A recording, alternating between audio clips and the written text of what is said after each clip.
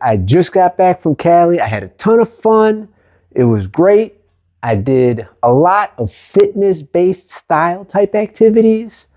However, I only was really truly getting in workouts that were focused on that one arm pull-up goal that I have. And I only got really one weighted workout session in, and that was a video shoot I was doing where I was demonstrating how we went heavy in prison. So that was it for the weights, really. Now, because of that, and having not been able to actually lift weights for really about 3-4 weeks now, it's time to get back started. And in order to get back started, I want to do this smart, intelligently, and not take any injuries. So in this video, I'm going to go over the best practices on how to not get hurt after a layoff and the research that I have done in order to acquire further knowledge on exactly how to not screw yourself up. Because I've already got a tweaked scalp muscle, I believe, in my back from my going after this one arm pull-up. Don't want to add to that because I want to get this one arm pull-up as fast as I possibly can. So I'm having to do some little work around with that. But now with being able to get back to my overall total fitness, I am wanting to do it safely and efficiently. And I've got some good research that I've done that I'm going to share with you guys, as well as giving you guys the rundown on my experience of how to do this the right way. So that's what I got for you. On that note, let's get into some of the biggest mistakes people make and how we are going to avoid those.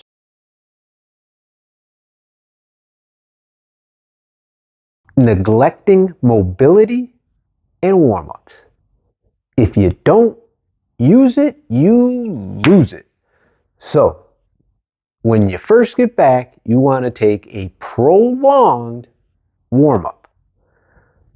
You want to work slowly on sinking deep into your stretches and relaxing into them. Take your time. Don't go fast. You got a lifetime. So don't make that mistake and be that guy who comes back thinking that they're going to be able to just fly right back to where they were at, and they go a little bit deep and boop, it's screwed.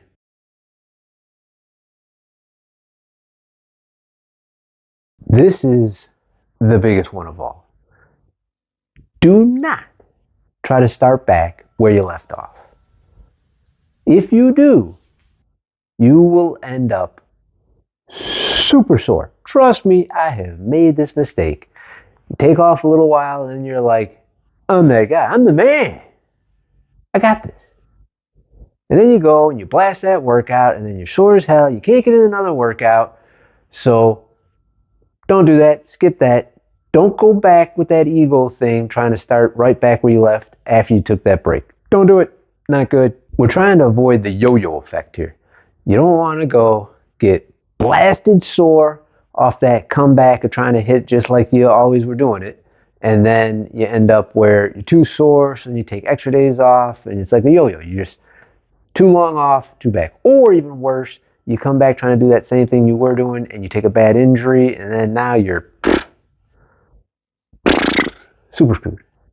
Don't do that. What I'm going to be doing, and what I would strongly suggest doing, is starting out with building the foundation. And that's what I'm going to do for all of my getting back to the weights training, except for me personally with the back, because I was staying very aggressive on back training the whole time I was gone, even though it was body weight, since it was going after that one arm pull-up. I got a whole different thing going on there. But strongest suggestion, as well as what I'm going to be doing, and I will be laying out and showing you guys exactly what I'm going to be doing, is foundation building. That's what we're going to start with here. Build that foundation back. Even though we've got it, we got to build it back. There is a good benefit about this, though, because you get those like newbie gains again when you're first starting back, because you've got muscle memory working for you, where your muscles, you've already built them and done this before, so the muscle remembers. And that's not bro science, I swear. You got muscle memory that's going to be working in your favor. Your neural system is also going to be working in your favor, which is also kind of the dangerous part of it, because your nervous system will be able to do really what you were doing before. The problem is that if you do that, the rest of your body is not actually really strong enough again, because you lose weakness relatively rapidly, especially for myself, I know, with being 48 years old and having these autoimmune diseases. So you want to start out where you're starting back slowly, rebuilding that foundation. Don't worry, you're going to get a quick jump, because your muscles will remember and your body will go after this, like how when you get those first beginning and it's just like jump, jump, jump, jump, you're seeing numbers going up and all that, and also when you plateau out, and then you got to like go to working your butt off in order to get it, every little pound added. Well, now you're going to get those jumps real quick. So we're going to just chill, stay focused, stay the course of knowing that this position in the workout realm is getting back off a layoff. And we're going to do it right. And we're not going to get hurt. Which means starting out with the mobility and long warm-ups, we're going to go ultra low volume, which means staying in a lower rep range and lower number of sets and lower weight, because we've got that benefit of muscle memory and those beginner style gains because of having just taken this break that's not too long of a break. If you go with a break really longer than about 6 months, then it's probably like virtually starting over again. But within a couple of months, anything less than that, you get like basically a nice little like newbie gain type bounce coming back on you.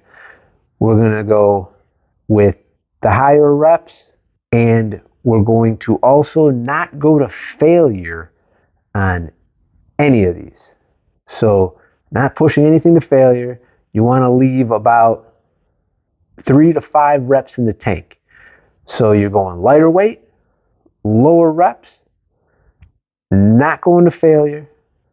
We're going to be smart. We're not going to get hurt. We're going to still get great gains. And this is the plan that we're going to be moving on. It's going to be 4 days on with 3 days off. I'm going to be focusing on, for myself personally, that one arm pull-up. So I have it at the beginning of 3 of those workouts as my priority exercise.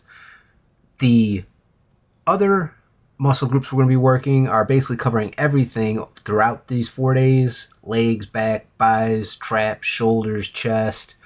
Do this right, core. The exercises that are going to be the primary ones are going to be the big boys. We're going to be hitting the bench, shrugs, press, deadlift, side raises, and squats. The bread and butter stuff. That's how we're going to get this thing back. That's how we're going to build the foundation in order to move forward with getting back as quick as possible. It's part of the game, man. You're going to take injuries, you're going to go on trips, you're going to get sick, things are going to happen. You got to learn how to work around coming back and doing it right, doing it smart, not getting hurt, being able to benefit the most you possibly can from it. So I'm hoping that's what I did with this.